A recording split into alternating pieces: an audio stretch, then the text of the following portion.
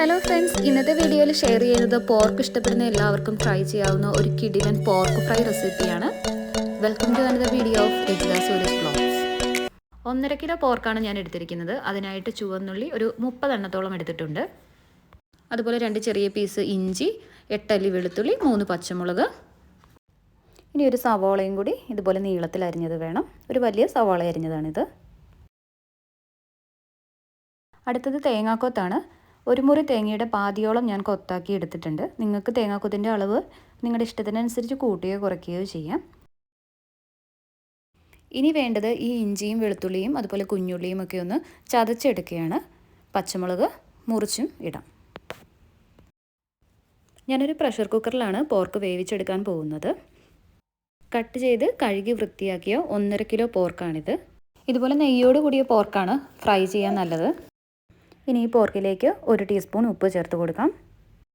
1/2 teaspoon മഞ്ഞൾപ്പൊടി, 1 table spoon മല്ലിപ്പൊടി, 1 table spoon മുളക് പൊടിയും കൂടി ചേർക്കാം.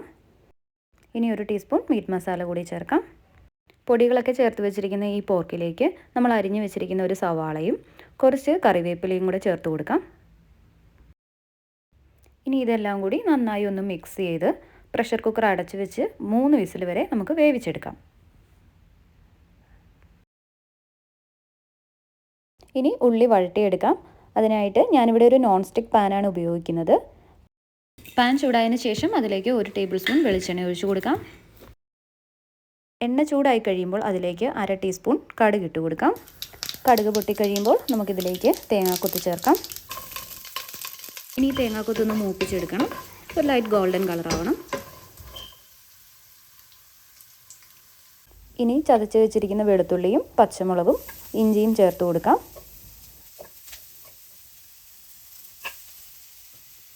ഇതിൻ്റെയും പച്ചമണം മാറുന്നത് വരെ ഇളക്കി കൊടുക്കാം. അങ്ങനെ കുക്കറിൽ 3ാമത്തെ വിസിലും വന്നു കഴിഞ്ഞു. പോർക്ക് വെന്ത് റെഡി ആയിട്ടുണ്ട്.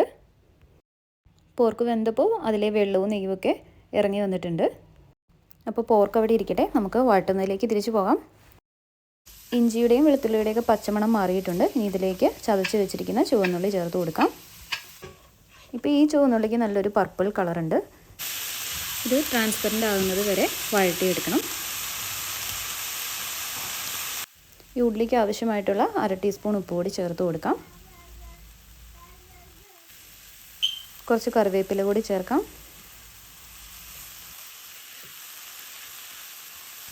അങ്ങനെ നമ്മുടെ ഉള്ളി വഴണ്ട് വന്നിട്ടുണ്ട്. അപ്പോൾ ആ പർപ്പിൾ കളറൊക്കെ പോയി നല്ല ട്രാൻസ്പെറൻ്റായി മാറിയിട്ടുണ്ട്. ഇതിലേക്ക് നമുക്കിനി പൊടികൾ ചേർത്ത് കൊടുക്കാം. ആദ്യം 1.5 ടേബിൾ സ്പൂൺ മല്ലിപ്പൊടി ചേർക്കാം. ഇനി 1 ടേബിൾ സ്പൂൺ മുളക് പൊടി ഇളക്കി കൊടുത്ത് ഈ പൊടികളൊന്ന് മൂപ്പിച്ചെടുക്കാം. ഈ സമയത്ത് തീ ലോ ഫ്ലെയിമിൽ ഇടുക, അല്ലെങ്കിൽ പൊടികൾ കരിഞ്ഞു പോകാനുള്ള ചാൻസ് ഉണ്ട്. ഇനി 1 ടേബിൾ സ്പൂൺ കുരുമുളക് കൂടി ചേർത്ത് കൊടുക്കാം. ക്രഷ് ചെയ്ത 1 ടേബിൾ സ്പൂൺ കുരുമുളക് ഉപയോഗിക്കുക. പൊടി ഉപയോഗിക്കുന്നതിനേക്കാൾ നല്ലത് ക്രഷ് ചെയ്ത് ഉപയോഗിക്കുന്നതാണ്. പൊടികളൊക്കെ അങ്ങനെ ലോ ഫ്ലെയിമിലിട്ട് ഇളക്കി മൂപ്പിച്ചെടുക്കാം. ഇനി ഇതിലേക്ക് വേവിച്ച് വെച്ചിരിക്കുന്ന പോർക്ക് ചേർത്ത് കൊടുക്കാം. ഒരു അരിപ്പ ഉപയോഗിച്ച് ഈ വെള്ളമില്ലാതെ നമുക്ക് പോർക്ക് മാത്രമായിട്ട് കോരിയെടുത്ത് ചേർക്കാം.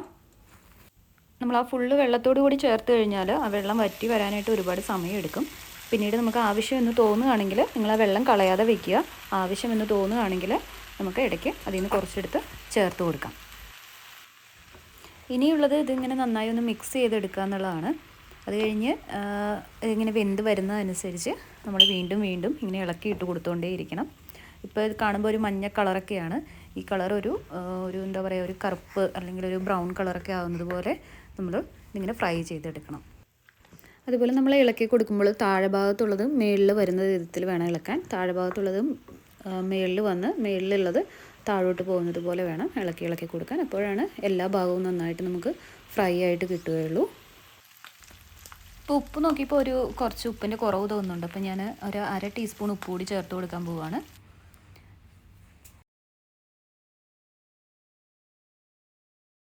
പോർക്ക് ഓൾമോസ്റ്റ് ഫ്രൈ ആയി വന്നിട്ടുണ്ട്. ഞാൻ കുറച്ച് പോർക്ക് വെന്ത വെള്ളം ചേർത്ത് കൊടുക്കുകയാണ്. പോർക്ക് ഒരുപാട് അങ്ങോട്ട് ഡ്രൈ ആയി പോകാതിരിക്കാൻ വേണ്ടിയിട്ടാണ് ഇങ്ങനെ ചെയ്യുന്നത്.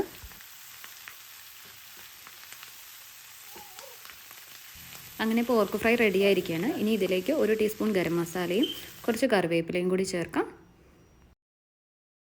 ഇതുപോലെ ഫ്രൈ ചെയ്തെടുക്കാനായിട്ട് ഏകദേശം 25 മിനിറ്റോളം സമയം വേണ്ടി വരുന്നുണ്ട്. പോർക്ക് കഴിക്കുന്നവർക്ക് വളരെയധികം ഇഷ്ടപ്പെടുന്ന ഒരു റെസിപ്പിയാണിത്. നിങ്ങൾ ഇതുവരെ ഈ ചാനൽ സബ്സ്ക്രൈബ് ചെയ്തിട്ടില്ലെങ്കിൽ ചാനലൊന്ന് സബ്സ്ക്രൈബ് ചെയ്യണേ. അതുപോലെ തന്നെ നിങ്ങളുടെ ഫീഡ്ബാക്സും കമൻറ്റ് ചെയ്യുക. ഇനി ഇതുപോലുള്ള വീഡിയോയുമായി വീണ്ടും കാണാം. Thanks for watching.